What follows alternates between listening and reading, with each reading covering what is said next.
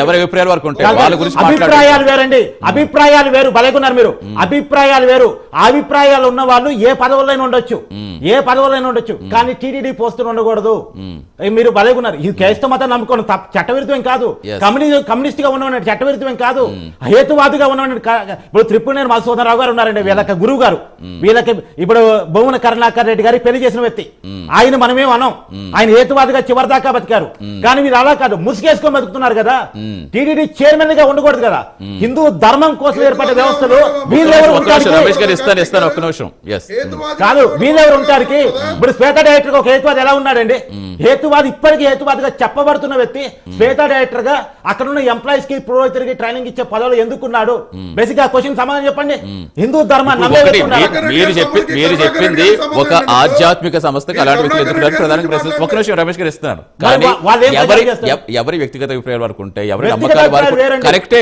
నేను చెప్పేది అదే చెప్తున్నా. ఎవరి నమ్మకాల వరకు ఉంటాయి, ఎవరి అభిప్రాయాల వరకు ఉంటాయి, వాటిని గౌరవించాల్సిన అవసరం సాటి మనుషులకు మనకే ఉంటుంది. కానీ మీరు చెప్పింది ఏంటి? ఆధ్యాత్మికంగా ఉన్న ఒక క్షేత్రానికి ప్రపంచవ్యాప్తంగా పరమ పవిత్రంగా హిందువులంతా పరమ పవిత్రంగా భావించే దానికి ఇలాంటి వ్యక్తులు ఎలా నియమిస్తారు? అదంతా జరిగిపోయింది, అది గతం కాదు. వాళ్ళని చేసే ప్రచారం ఇది. ఇప్పటికీ వాళ్ళే చేస్తున్న ప్రచారం ఇది. జరిగిపోయింది కాదు, వాళ్ళే చేస్తున్న ప్రచారం ఇది. అన్య మతస్థులు చేస్తున్న ప్రచారం ఇది. హిందూ ధర్మమే జరుగుతున్న కుట్రది, శ్రీవారిమే జరుగుతున్న కుట్రది, తిరుపతిమే జరుగుతున్న కుట్రది. శ్రీవారి 2 కొండలు చేయాలన్నారు గతంలో, 7 కొండలు 2 కొండలు చేయాలన్నారు. బ్రతుకుతున్నారు మీరు. ఎనలిస్ట్ గా కూర్చొని కూడా ఎలాంటి తప్పుడు మాటలు మాట్లాడకండి. తప్పుడు మాటలు మాట్లాడేది ఏం? తప్పుడు మాటలు మాట్లాడేది ఏం మాట్లాడుతున్నారు మీరు? తిరుమల సాంప్రదాయాల మీద కుట్ర చేస్తా ఉన్నారు. ఇప్పుడు కూడా అండి తిరుమల కొండ మీదకి వచ్చి సమర్పించి అన్న ప్రసాదాలు స్వీకరించి అన్నాన్ని స్వయంగా 15 లక్షల రూపాయలు విరాళిస్తే దాన్ని కూడా చేస్తున్నారు. శ్రీవారి తిరుమల సాంప్రదాయాన్ని పాడు చేయాలని, హిందూ ధర్మాన్ని పాడు చేయాలని, హిందువుల మీద కుట్ర పన్నాలని, హిందువుల మనోభావాన్ని కించపరచాలని అసలు నేను పాయింట్ అడుగుతున్నాను. ఇప్పుడు భూమన కరుణాకర్ రెడ్డి సోదరుడు ఎవరైతే మొన్నటి అక్టోబర్ లో కూడా హేతువాదాన్ని ప్రచారం చేస్తూ మళ్ళా చెప్తున్నానండి, మధుసూదనరావు గారు అనే ఒక టీచర్ తిరుపతి రాకపోయినంటే ఇక పాండిత్యం పరమలేది సాంప్రదాయవాదుల పైత్యం సమాజంలోకి వచ్చేదని చెప్పేసి ఆయన ఫేస్బుక్ లో మొన్నటి అక్టోబర్ లో రాసుకున్నట్టు. కరుణాకర్ రెడ్డి గారి గురించి మాట్లాడు.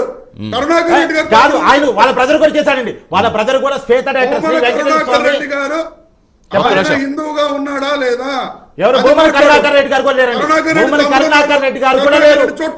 మరి కాదు, సరే, భూమన కరుణాకర్ రెడ్డి గారు నిజమైన హిందూ అయి ఉంటే వాళ్ళ బ్రదరు నాస్తికవాది, హేతువాది, కమ్యూనిస్టు, క్రిస్టియానిటీ ప్రమోట్ చేసే వ్యక్తిని శ్వేత డైరెక్టర్ ఎందుకు పెట్టాడు?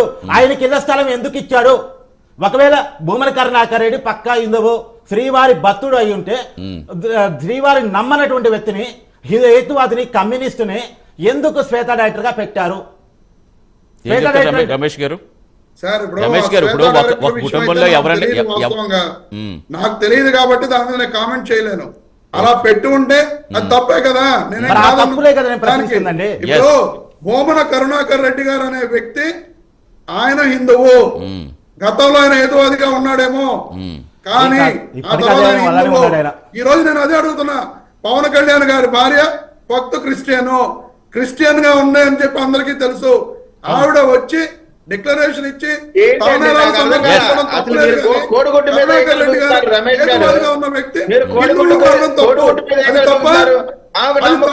అదే చెప్తుంటా. ఇక్కడ మతాల గురించి కాదు, ఇప్పుడు మతపరమైన అంశాలు చాలా సున్నితంగా ఉంటాయి, చాలా చిన్న గీత ఉంటుంది. దాన్ని క్రాస్ చేసి ఎవరు ఏం మాట్లాడినా అది చాలా అనర్థాలకు దారితీస్తుంది. అది ఎవరికైనా సరే. ఇప్పుడు ఇలాంటివి చాలా సెన్సిటివ్ విషయాలు. ఇప్పుడు పవన్ కళ్యాణ్ గారు చెప్పినా ఎవరు చెప్పినా ఒకటే చెప్తున్నారు, ఎవరి ధర్మం వాళ్ళు కాపాడుకోండి, పరాయ ధర్మాన్ని గౌరవించండి, ఎవరి మనోభావాల్ని. ఒక్క నిమిషం రమేష్ గారు ఇదేదో ఒకరి స్టాండ్ కాదు, ఒకరి స్టాండ్ తీసి చెప్పట్లేదు. ఎవరి మనోభావాలు కించపరిచే హక్కు ఎవరికీ ఉండదు. ఇప్పుడు ఒక కుటుంబంలో ఒక అన్న అలా ఉంటే తమ్ముడు ఎలా ఉంటే అది ఎవరు ప్రశ్నించడానికి ఎవరు సరిపోరు కూడా. ఎందుకంటే మీరు చెప్పింది ఆయన డైరెక్టర్ గా ఎందుకున్నారు దాని గురించి నాకు క్లారిటీ లేదు కాబట్టి ఆయన మాట్లాడని చెప్తున్నారు. అది ఓకే, అంతవరకు అది వద్దు. ఇప్పుడు మనకి ఇప్పుడు గోవుల గురించి మాట్లాడుకుంటున్నాం కూడా అసలు ఏం జరిగే అవకాశం ఇప్పుడు అలా కాదు. మిమ్మల్ని కూడా అదే అడుగుతారు.